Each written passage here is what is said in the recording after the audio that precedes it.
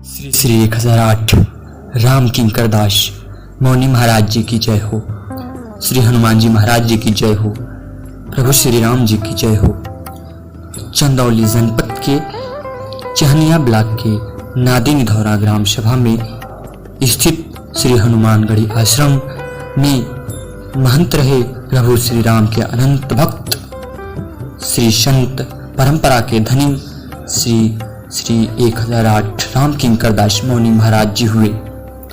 आइए उनके बारे में, उनके जीवन गाथा के बारे में कुछ जानकारी प्राप्त करते हैं। मौनी महाराज के बचपन का नाम राम किंकर था। इनके जन्म स्थान के बारे में किसी को सही पता नहीं है। कोई कहता है कि ये कानपुर के रहने वाले हैं, किंतु इनके जन्म स्थान, जाति एवं जन्मतिथि के बारे में किसी को सही पता नहीं है। लगभग 9 वर्ष की आयु में ये चित्रकूट के वनदेवी आश्रम में ये किसी साधु के साथ आए थे। उस आश्रम में मचकंदन दास नामक साधु पूजा पाठ करते थे। मचकंदन दास ने इनके ललाट पर एक अद्भुत तेज को देखा और आश्चर्यचकित होकर सोचने लगे कि ऐसा तेज तो केवल भगवान या महान तपस्वी सिद्ध पुरुष के ललाट पर होता है। हो न हो यह किसी भगवान की ही अवतार हो। यह सोचकर इन्होंने राम किंकर को अपने यहाँ शिक्षा दीक्षा ग्रहण करने के लिए कहा और राम किंकर उसी आश्रम में रहने लगे। बचपन से ही इन्हें भक्ति में बहुत ही आनंद मिलता था। मचकंदन दास के सानिध्य में इनकी शिक्षा दीक्षा प्रारंभ हुई और इन्होंने मचकंदन दास को अपना गुरु मान लिया। इनका बचपन बहुत ही नटखट था। ये बहुत ही ज्यादा बोलते भी थे।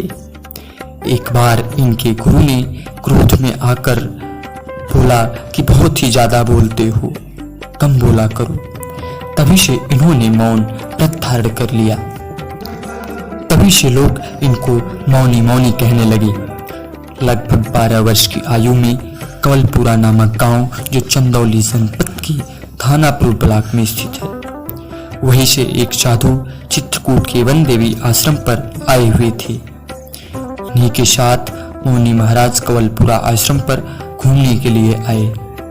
यहाँ आकर इन्होंने भगवान की भक्ति एवं साधना करने में मन लगा लिया। कुछ दिनों बाद इन्होंने आश्रम पर 7 महीने का श्री सीताराम नामक संकीर्तन प्रारंभ कराया। इस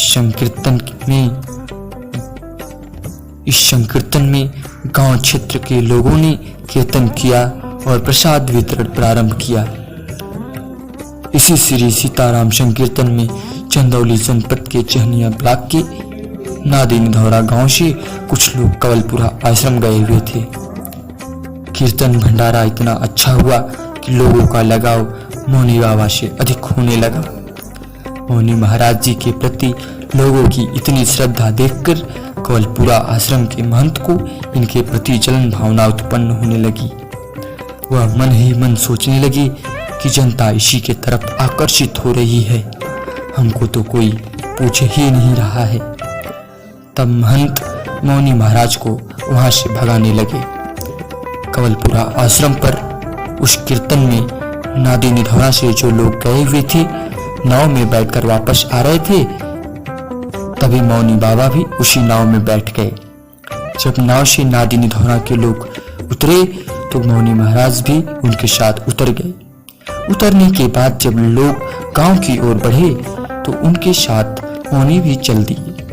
जब गांव के लोगों ने पूछा, आप कहाँ जाएंगे, तो उन्होंने इशारा किया कि मैं भी यहीं रहूंगा, मुझे किसी मंदिर पे स्थान दे दिया जाए।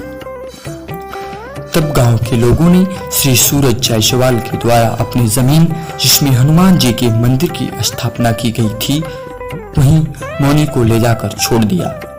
मौनी उसी स्थान पर रहने लगे। इस मंदिर के आसपास इतना घना जंगल और सुनसान था कि कोई दोपहर में भी जाने से डरता था।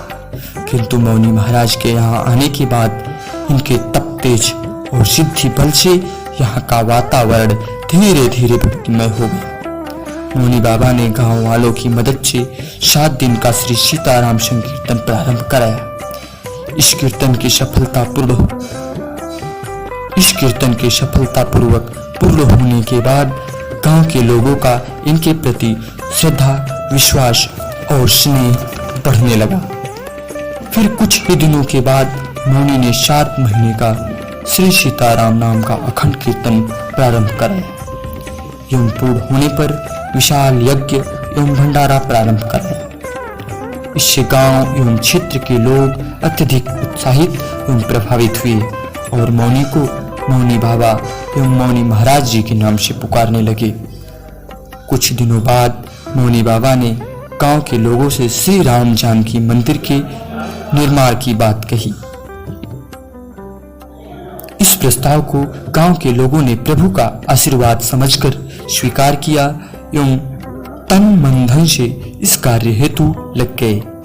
फिर मौनी बाबा 7 महीने के कीर्तन एवं यज्ञ पूर्ण होने के बाद बचे पैसों से श्री राम जानकी मंदिर का शिलान्यास करवाए और फिर चित्रकूट के वन देवी आश्रम चले गए। वहां भी 7 महीने का श्री सीताराम संकीर्तन प्रारंभ कराकर चंदा मांगने के लिए कलकत्ता, कानपुर, ग्वालियर इत्यादि जगहों पर चंदा मांगने के लिए निकल पड़े। मौनी बाबा में इतना तेज था कि इनसे लोग प्रभावित होते गए और कलकत्ता, ग्वालियर, कानपुर एवं अन्य जगहों पर इनके बहुत ही श्रद्धालु शिष्य बने और धीरे धीरे चंदौली जनपद के नादिनीधौरा गांव में श्री हनुमानगढ़ी आश्रम एक विस्तृत एवं उभरता हुआ आश्रम बन रहा है। आज भी इनके नाम की कीर्ति को लोगों तक जन जन तक पहुंचाने के लिए प्रयास किया जा रहा है। अगली कहानी अगले एपिसोड में।